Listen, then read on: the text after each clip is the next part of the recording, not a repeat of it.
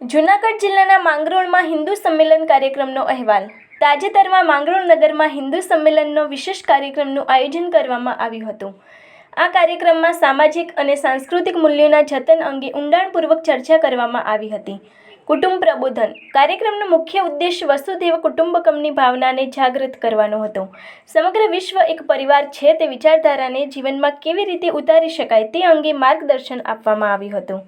યુવાનોમાં વધતી જતી વ્યસનખોરી, માતા પિતાની બદલાતી સામાજિક સ્થિતિ અને દશા, મોબાઈલ ફોનનો અતિરેક ઉપયોગ અને તેની નકારાત્મક અસરો, ભારતીય સંસ્કૃતિ અને સંસ્કારોનું સિંચન બાળકો અને વિદ્યાર્થીઓમાં કેવી રીતે કરવું તે વિષય પર વક્તાઓ દ્વારા ભાર મૂકવામાં આવ્યો હતો। કાર્યક્રમની શરૂઆત કલશ યાત્રાથી કરવામાં આવી હતી, જેમાં મોટી સંખ્યામાં માતાઓ, બહેનો અને ભાઈઓ ઉત્સાહપૂર્વક ભાગ લીધો હતો। સમગ્ર ટીમ દ્વારા આયોજિત આ કાર્યક્રમ ખૂબ જ સફળ રહ્યો હતો। ઉપસ્થિત વક્તાઓએ સમાજમાં જાગૃતિ લાવવા માટે આવા કાર્યક્રમો વારંવાર યોજવા પર ભાર મૂક્યો હતો તથા સૌને સાથે મળીને કામ કરવાની અપીલ પણ કરી હતી।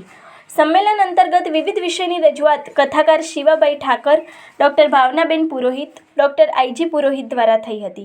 સંઘના પ્રચારક શ્રી ઓમભાઈ દ્વારા પંચ પરિવર્તનની વાત કરવામાં આવી। આભાર વિધિ ડૉક્ટર મકવાણા સાહેબ દ્વારા થયેલ હતી અને કાર્યક્રમને સફળ બનાવવા સમિતિ દ્વારા ઘર ઘર સંપર્ક અને નિમંત્રણ આપવામાં આવ્યા હતા। આ અંગેની વધુ માહિતી માટે જોતા રહો ભારત ટાઈમ્સ ન્યૂઝ।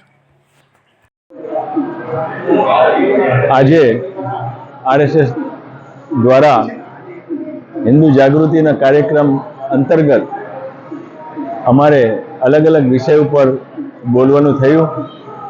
એમાં કુટુંબ પ્રબોધન એટલે કે વિશ્વ આખું આપણું કુટુંબ છે એ ભાવનાને જાગૃત કરવા માટે આપણે શું શું કરી શકીએ એના ઘણા બધા મુદ્દાઓ કહ્યા।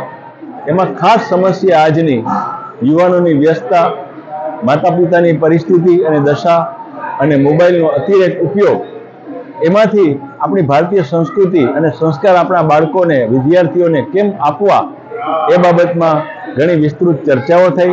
સાથે સાથે અલગ વિષયો ઉપર પણ અલગ અલગ વક્તાઓએ વક્તવ્ય આપ્યું।